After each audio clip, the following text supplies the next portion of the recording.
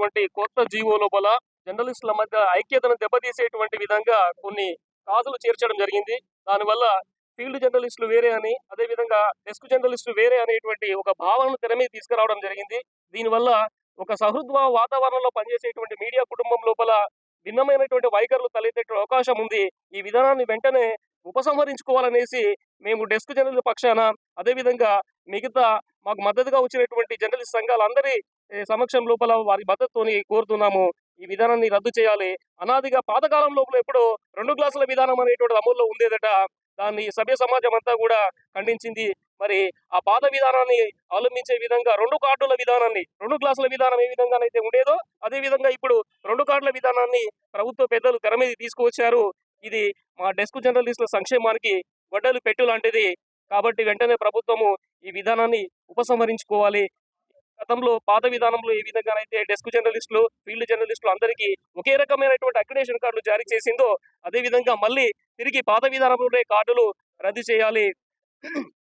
అదేవిధంగా సంక్షేమ పథకాల విధానంలో కూడా మేము ఎలాంటి అవకతవకలకు పాల్పడబోమని, తగ్గించబోమని, మీడియా కార్డులు ఏవైతే ఉన్నాయో, అక్రిడేషన్ కార్డులు ఏవైతే ఉన్నాయో ఈ రెండింటి కూడా సమానంగా అందిస్తామనేసి కొంతమంది ప్రభుత్వ పెద్దలు లీకులు ఇస్తున్నారు. నిన్న సాయంకాలం పూట ఒక ప్రభుత్వానికి సంబంధించినటువంటి నామినేటెడ్ పదవిలో ఉన్నటువంటి ఒక పెద్ద ఆయన చిన్న లీకును సంతకం కూడా లేనటువంటి ఒక ప్రెస్ నోట్ లో రిలీజ్ చేయడం జరిగింది. దాంట్లో మీడియా కార్డుల విడుదలను ఖండించకుండా, మీడియా కార్డులను విడుదలను ఉపసంహరించుకునేటువంటి అంశం ఏది కూడా లేకుండా 2 కార్డులు ఉంటాయి, కానీ సంక్షేమ పథకాలు మాత్రము అందరికీ వర్తిస్తాయి అనేసి చెప్పే ప్రయత్నం చేసిండు. అయ్యా, ఈ మీడియా సమక్షం లోపల మేము అడుగుతున్నాను, అసలు డెస్క్ జర్నలిస్టులకు కానీ జర్నలిస్టులకు కానీ మీరు ఏ విధమైనటువంటి సంక్షేమ పథకాలు ఇప్పటివరకు ఇచ్చారో చెప్పండి. ఒక బస్సు ప్రయాణం ఇస్తున్నారని చెప్తున్నారు. అదేవిధంగా రైలు ప్రయాణాన్ని కరోనా సమయంలోనే ఎత్తేసారు. ఇక ఇండ్ల సంగతి అయితే పత్తానే లేకుండా పోయింది. ఇక మీరు ఇచ్చినటువంటి సంక్షేమ పథకాలు ఏమున్నాయో మీరే చెప్పాలి. మరి అంత పెద్ద విడుదల చేసినటువంటి 64 పేజీల జీవో లోపల సంక్షేమ పథకాలకు ఏ విధమైనటువంటి డోకా ఉండదని మీరు చెప్పారు. మాకు ఏ సంక్షేమ పథకాలు ఇస్తున్నారు మీరు?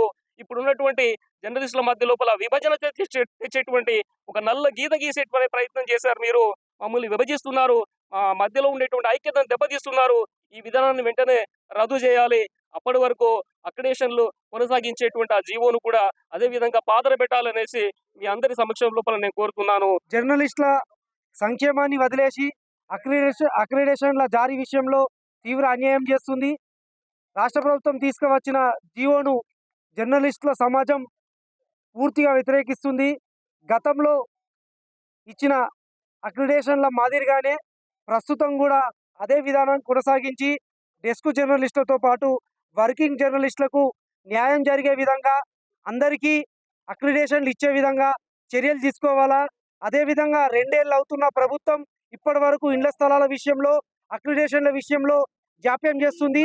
ఇప్పటికైనా రాష్ట్ర ప్రభుత్వం స్పందించి నూతన జీవో మాదిరిగా కాకుండా ఈ పాత జీవో మాదిరిగా డెస్క్ జర్నలిస్టులతో పాటు వర్కింగ్ జర్నలిస్టులకు అదేవిధంగా పనిచేస్తున్న జర్నలిస్టులందరికీ న్యాయం చేసే విధంగా చేయకపోతే రాష్ట్ర ప్రభుత్వం నిలదీసే విధంగా జర్నలిస్టు సమాజం ముందుకు వస్తుంది. ఇప్పటికైనా ప్రభుత్వం పునరాలోచన చేయాలా, పాత జీవో విధానం తీసుకువచ్చి ప్రభుత్వం చర్యలు తీసుకోవాలని TWJ H143 యూనియన్ డిమాండ్ చేస్తుంది.